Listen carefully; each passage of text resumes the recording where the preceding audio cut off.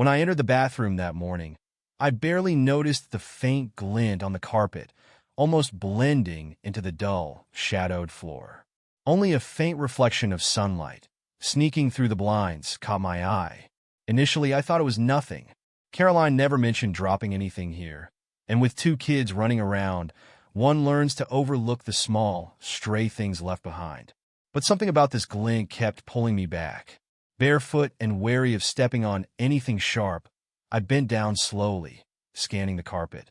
My fingers brushed against a small foil circle, almost camouflaged against the color of the carpet. Turning it over, I realized it was the backing from a pill strip, typically left behind when a pill is pushed out of the blister. I flipped it between my fingers, noticing a faint marking on one side. It had a small letter T on it, maybe indicating Tuesday. But today was Wednesday. Confused, I stood back up, trying to fit this into any part of my morning routine that could make sense. I don't take any medications. At 35, I'm in pretty decent health, as is Caroline. Our recent annual physicals confirmed that, so I couldn't see how this pill backing was mine. And Caroline? She never mentioned needing any medication either, especially nothing she'd have taken recently. Standing there, the unease began to settle in. If neither Caroline nor I were taking any medications, why was this pill backing in our bathroom? My mind immediately raced to the possibilities, each one more unsettling than the last. One of the more obvious explanations, and the one that stung the most, was that it could be a birth control pill. I froze at the thought. 2 years ago, after the birth of our second child, I had undergone a vasectomy. We'd agreed that 2 kids were perfect, and I wanted to spare Caroline from having to take birth control, given its side effects and potential long-term health implications. Since then, she hadn't needed or mentioned anything about birth control pills. So why, then, would she have a pill strip? I turned over the possibilities again. Could she have been prescribed it for another reason? I didn't want to jump to conclusions, but something about the situation felt off. She had no history of hormone-related issues or any other medical need for the pill that I was aware of. But there it was, plain as day, a small, irrefutable clue that something wasn't right. Trying to shake off the rising paranoia, I decided to take a closer look around. If the pill backing was here, then maybe the rest of the pills weren't far. I combed through the bathroom, feeling a mix of guilt and curiosity. Tucked away, almost as if hidden, I found a small box of tampons. Inside, there was a nearly complete pack of birth control pills, identical to the one she had used before my vasectomy. The strip showed a few missing pills, specifically from recent days, if the labeling was any indication. My heart sank. The implications were glaring. If she was taking these pills despite my vasectomy, it could only mean one thing.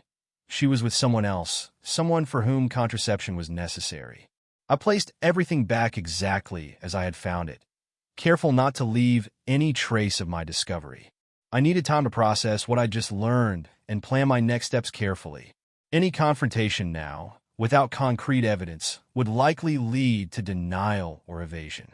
Instead, I wanted to be sure of every detail before I acted. I spent the rest of the day in a daze, pretending that nothing was amiss when Caroline returned home that evening. But as I sat across from her at dinner, pretending to listen to stories about her day, my mind raced, piecing together moments that had seemed innocuous before. Her recent habit of staying late at work, the slight change in her behavior, the subtle ways she'd been withdrawing.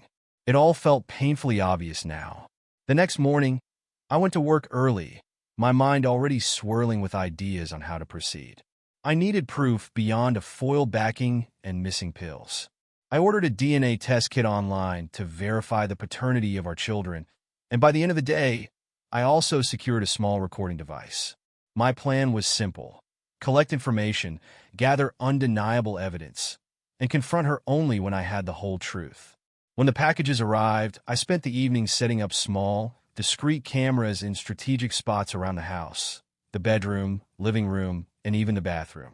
I wanted to see if she was hiding any further signs or clues, especially in places where I wouldn't normally look. I placed a small recorder in her car and another in her purse, anticipating that any conversations or messages might shed more light on her activities. By nightfall, I had collected a hair sample from our son and a swab from my daughter, careful to make the process look casual in case anyone saw. I couldn't believe it had come to this, but if there was even a chance that my children weren't mine, I needed to know. In the following days, Caroline's behavior seemed entirely normal. There was nothing particularly suspicious, just a few text messages exchanged here and there, none hinting at infidelity. But I also knew that if she had a secret to keep, she might have gone to great lengths to keep it hidden. A few days later, the DNA test results arrived. My hands shook as I opened the envelope, mentally preparing for any outcome. The results were brutal, straightforward, and life-altering. Neither of the children was biologically mine. I dropped the paper, feeling a crushing weight settle over me. Years of memories, the love I felt for them, and every sacrifice I'd made, it all suddenly felt surreal and hollow. That evening, I knew I couldn't confront Caroline yet. I needed a clear head and a solid plan. Acting out of raw emotion would lead to nothing but chaos. I decided instead to meet with Lorraine, the lawyer Michelle had connected me with earlier.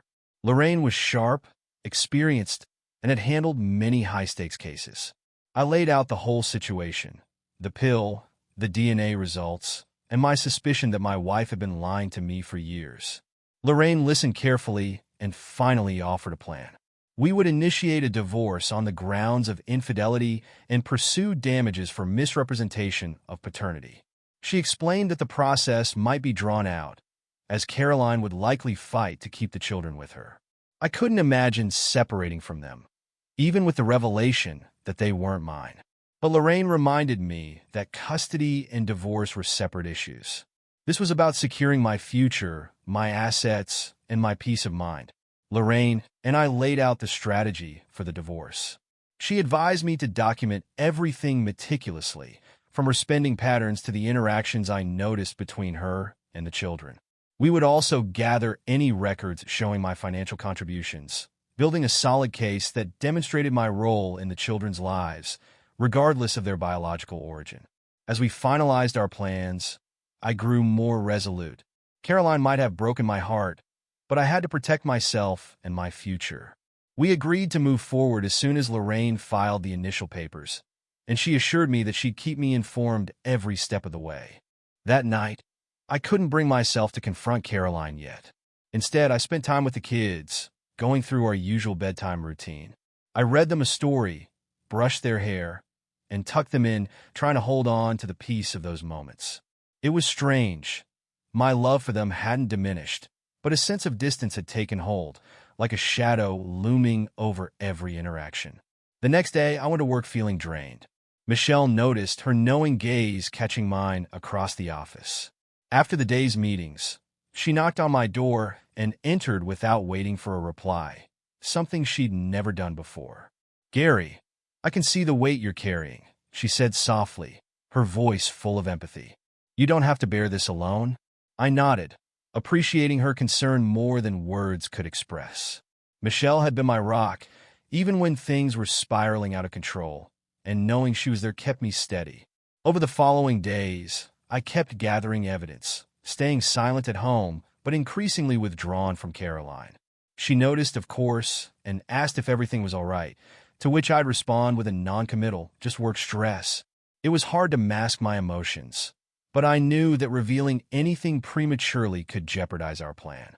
One evening, while Caroline was putting the kids to bed, I received a message from Lorraine confirming the initial filing of the divorce.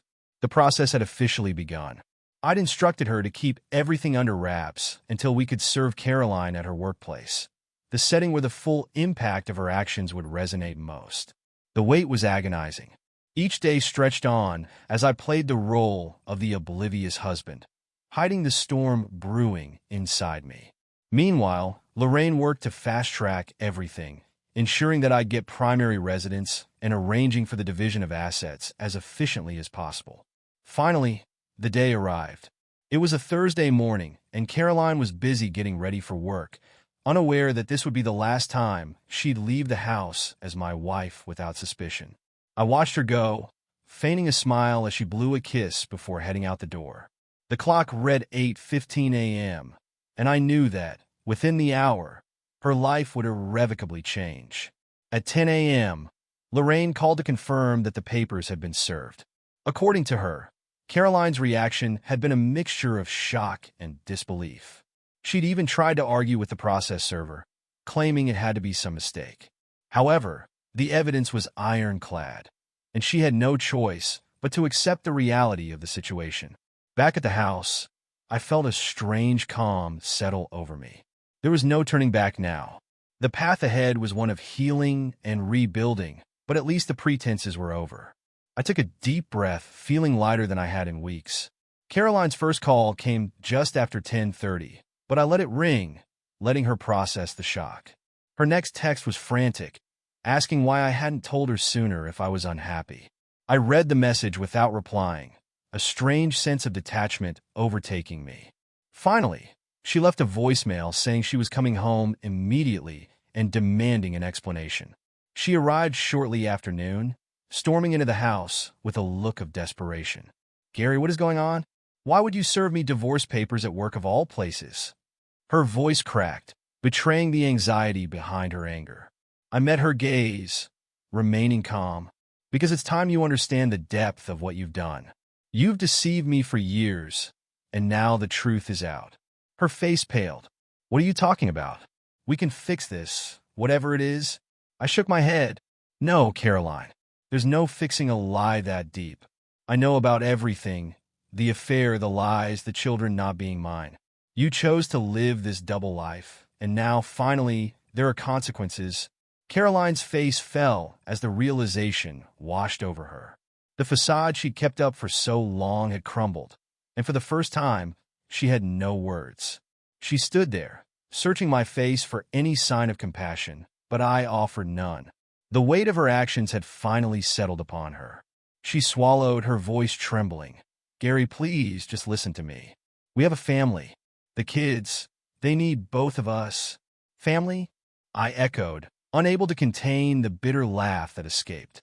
"Caroline, you shattered at the moment you decided to betray me. Those children aren't even mine. You chose to make me a stranger in my own home." She took a step toward me, desperation clouding her face. "They may not be your biological children, but they see you as their father. We can work through this. People make mistakes." "Mistakes?" I cut her off sharply. "Mistakes happen once, Caroline. This was years of deception, carefully maintained while you let me believe I had a family." I felt a surge of cold fury and spoke more slowly. "This wasn't a mistake. It was a choice, every single day." Tears streamed down her cheeks. "Please, Gary, for the kids." For a moment, her words softened me. They were innocent in this mess, unaware of the storm brewing between us. But as I looked at her, I reminded myself of all the lies she had spun, how she'd robbed me of the chance to truly be a father. "Caroline," I began, my voice steady, "I will always care about those kids. But I can't live in a home built on lies. You've left me no choice but to move on." She collapsed into the nearest chair, her head in her hands, as the weight of my words took hold. For once, she was silent. The reality she had carefully avoided was now undeniable. I felt a strange calm wash over me as I walked toward the door, a final parting glance at the life I was leaving behind. "The paperwork will go through, Caroline. It's over." And with that, I walked out, closing the chapter on a life built on deception. She stood there, searching my face for any sign of compassion, but I offered none. The weight of her actions had finally settled upon her. She swallowed, her voice trembling. "Gary, please, just listen to me. We have a family. The kids, they need both of us." "Family?" I echoed, unable to contain the bitter laugh that escaped. "Caroline, you shattered at the moment you decided to betray me. Those children aren't even mine. You chose to make me a stranger in my own home." She took a step toward me, desperation clouding her face. "They may not be your biological children, but they see you as their father. We can work through this. People make mistakes." "Mistakes?" I cut her off sharply. "Mistakes happen once, Caroline. This was years of deception, carefully maintained while you let me believe I had a family." I felt a surge of cold fury and spoke more slowly. "This wasn't a mistake. It was a choice, every single day." Tears streamed down her cheeks. "Please, Gary, for the kids." For a moment, her words softened me. They were innocent in this mess, unaware of the storm brewing between us. But as I looked at her, I reminded myself of all the lies she had spun, how she'd robbed me of the chance to truly be a father. Caroline, I began, my voice steady, I will always care about those kids. But I can't live in a home built on lies. You've left me no choice but to move on. She collapsed into the nearest chair, her head in her hands, as the weight of my words took hold. For once, she was silent. The reality she had carefully avoided was now undeniable. I felt a strange calm wash over me as I walked toward the door, a final parting glance at the life I was leaving behind. The paperwork will go through, Caroline. It's over. And with that, I walked out, closing the chapter on a life built on deception. As I closed the door behind me, a rush of conflicting emotions flooded my mind. Anger, sadness, relief, and a strange sense of freedom. The air outside felt cool and sharp, grounding me in the reality of what I had just done. I had walked away from the woman I had loved, from the life I had painstakingly built, but also from the lies and betrayals that had eroded its foundation. For a moment, I just stood there, staring out at the darkening street, trying to figure out what came next. The weight of everything hit me. The years I'd spent being deceived, the love I'd poured into raising children I now knew weren't mine, and the betrayal by the person I had trusted most in the world. I reached into my pocket, pulling out my phone, and called Michelle. She answered after a single ring, her voice calm and steady. "Hey, Gary, are you okay?" "No," I admitted, "but I will be." There was a long pause, and then she said, "I'll be here when you're ready to talk. Take your time. You've been through a lot."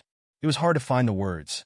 I wanted to tell her everything, let out all the anger and hurt that I'd held back for so long, but I just couldn't. "Thank you, Michelle, for everything." "You're welcome, Gary," she replied softly, and then she hung up. I found myself walking without any real destination, just needing to be away from everything that reminded me of my life with Caroline. Eventually, I stopped in front of a small park. I sat down on a bench, staring out at the empty playground, and let the silence envelop me. This was a new beginning, even if it wasn't the one I had planned. As I sat on the bench, my thoughts turned over, one by one, like puzzle pieces I couldn't quite fit together. In the quiet of the park, I started to realize that maybe, just maybe, this was my chance to rebuild something real, something true. The life I thought I had wasn't mine to begin with. But now, I could make my own choices without the shadows of lies following me around. The idea of moving forward on my own terms filled me with a quiet resolve. I would take each day as it came, one decision at a time. Maybe it would start with a simple step, finding a place to stay temporarily, or diving back into work with renewed focus. A chance to build a future based on honesty and integrity, things I had valued my whole life. Eventually, my phone buzzed. It was Michelle, checking in again. I looked at the message, her words comforting, steadying. I replied, asking if she'd like to meet for coffee sometime soon, just to talk and regroup. She answered almost immediately with a simple, "Yes, anytime." I stood, ready to face whatever came next. A few days passed in a surreal haze as I adjusted to my new reality. The emptiness of my home, once filled with laughter and plans, now felt vast and hollow. Michelle had been my steady anchor during those days, her unwavering presence a reminder of the life I still had to live and build. One evening, as we sat across from each other at a small cafe, the conversation veered from business to personal life. We laughed over stories of work, reminiscing about long projects and the chaos of startup days. It was comfortable, natural, and for the first time in weeks, I felt a sense of normalcy. As the evening wore on, Michelle reached across the table, her hand covering mine. "Gary, I know this has all been a lot, but I want you to know you have a friend in me no matter what." Her words felt like a balm. We both knew the journey ahead wouldn't be easy, but for the first time, I saw a glimmer of hope, a future that wasn't clouded by betrayal or deception. Days turned into weeks, and I began to pick up the pieces. Work kept me focused, and my connection with Michelle grew in a way that was new, built on mutual respect and understanding. I was learning to trust again, to let go of the bitterness that had weighed me down. In the end, life had given me a second chance, a chance to rebuild, to redefine what mattered. I might not have the perfect family I'd once envisioned, but I had something real, something I could count on, and that, I realized, was more than enough.